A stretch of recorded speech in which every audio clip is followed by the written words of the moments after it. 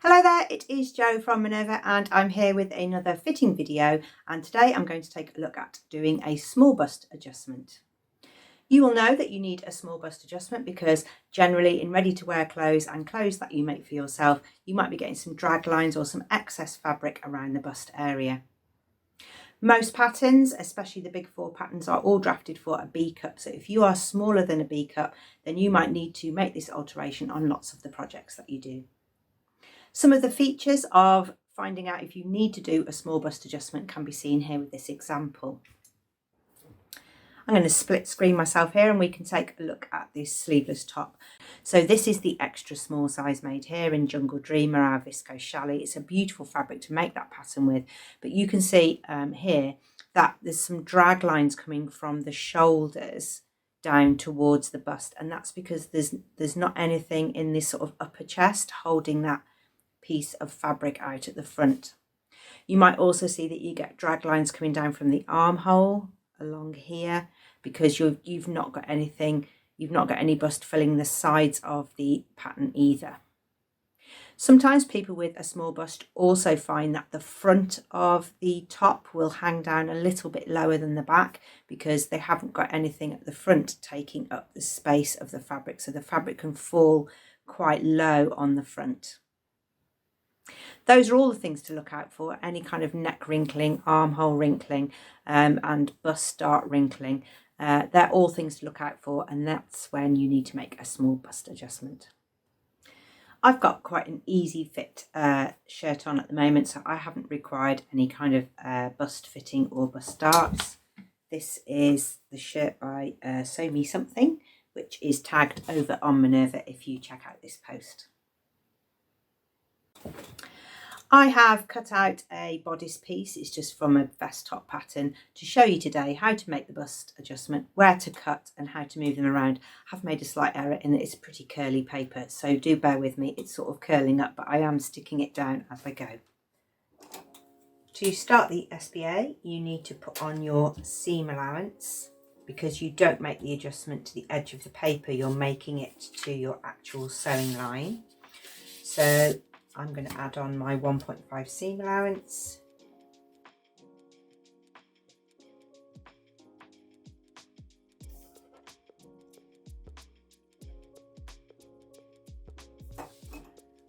Which means I'm now going to be working up to this point here. So I'm going to draw my lines on in different colours so that you can see which line is which and I can refer to them. So you'll need to know where your bust apex is, which is the largest part of your bust. You're going to draw a vertical line from the bust apex to the bottom of your pattern piece. You might have a waist dart here, but I'm just doing one with a darted bust bodice at the moment. And then you're going to take this pink line and you're going to take it off the armhole, about a third of the armhole. So you're going to use this line to cut.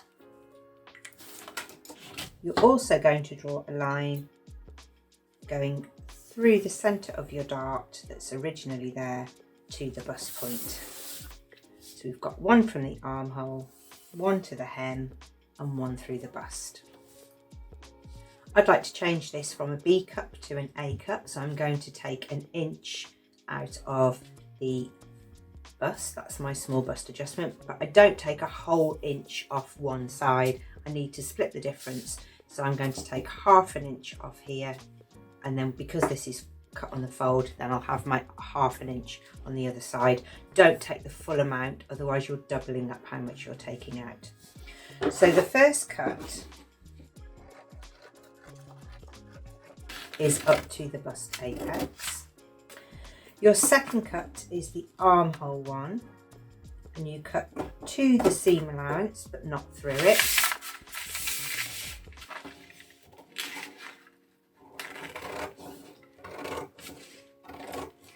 Up to the seam allowance here but not through it. So now we've created a hinge. Next we're going to cut through the bust dart to the point, but not through it. I'm going to make a line here that's my 1/2 inch that I'd like to remove. You can do it all the way down, or you can just mark the top and the bottom. So my main bodice piece will swing over and now line up with that new line that I've just made.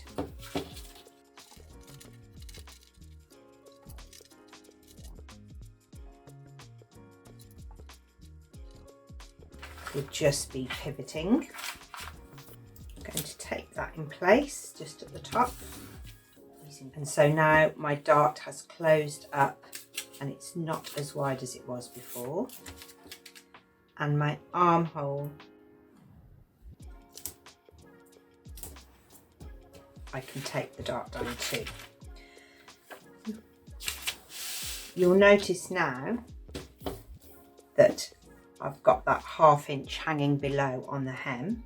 So I need to move that up, so it doesn't matter where really along here. I'll cut along that waistline.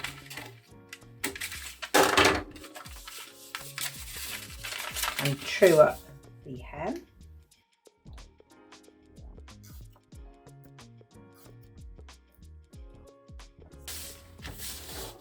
And I will also need to true up this side seam.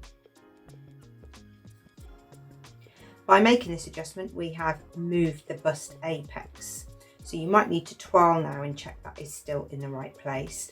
And your bust dart is going to point towards the apex, and it needs to be 1 inch to 1.5 inches away. It depends. You might need to find your best length of dart there. A rule of thumb is the larger your bust, the further away the dart needs to be. The smaller your bust, the closer to the bust apex it needs to be. But let's just use what we've got here just to show you the principle. So from my dart leg notch here, to mark the bust back to the bust point, and mark my dart in half again. You can still see here it's not all lining up.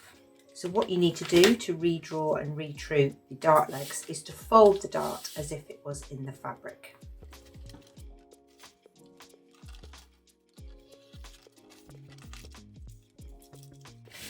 Bust darts normally are pointing down.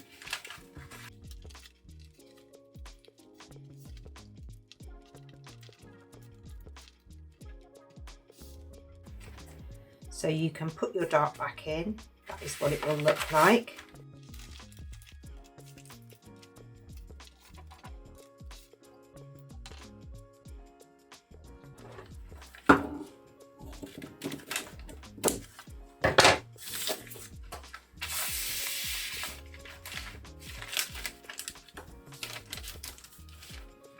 So this now is your new dart leg. When it's folded up, it will make your continuous straight line. Depending on your body shape, you might find because you've taken some off the length, that's great. That will give you the right length on the front, but you've also taken 1/2 inch off the waistline of the side. So you may need to grade out your pattern here because you've lost 1/2 inch on this side and on the other side. So you'll have lost 1 inch on your waist seaming. So you might need to check that out. So that is how you make a small bust adjustment. You find your bust apex, you take 1/2 inch line and move your pattern across, pivot at the armhole and redraw your dart. True up your seams and check that everything's going to line up, and make a bodice toile again to check that you've got the right fit. You can move this dart point closer to the apex or further away. Sometimes you might find that you've moved it so much, if you move more than 1/2 inch, that you've eliminated the dart altogether, and that's fine. That just means you don't need the dart in the first place. If you are interested in getting a better fit on your clothes, then I really recommend this book called Figure Your Fit. It's a 64-page booklet, sort of a book/booklet. It's not too onerous to read, but there's some fantastic fitting in here. Sleeves, crotch, legs, bust, shoulders, all written in really easy to follow steps. Really clear diagrams and not a huge chapter on each one, just a really nice reference guide. And this is available on Minerva's website, and it's a real boon for if you want to get a better fit on your clothes. We have lots of other fitting tutorials, so if a full bust adjustment is what you're after, you can go and find that out. We've got some adjustments for princess seams, shoulders, bicep adjustments. They're all there for you to go and check out. We would love to see what you've been making, how you've been fitting and altering and adjusting your clothes to make the best fit for you. It's really interesting to other people to find out a fit of a garment or a pattern, or how a fabric has worked with a pattern. So do make an account with us, share your makes and inspire other Minerva makers.